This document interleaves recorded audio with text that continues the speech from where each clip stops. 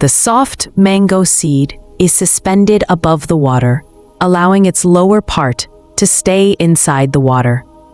After a few days, the seed begins to swell and slight movement appears inside it.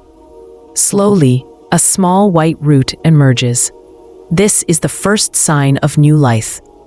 As the days pass, the root grows longer and the seed starts to open.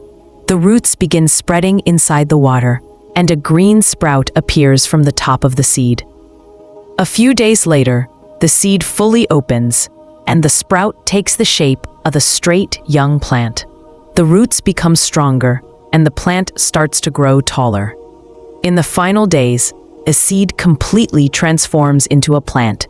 Fresh leaves, a strong stem, and clearly growing roots. Nature once again proves that even a small seed can become a whole new life.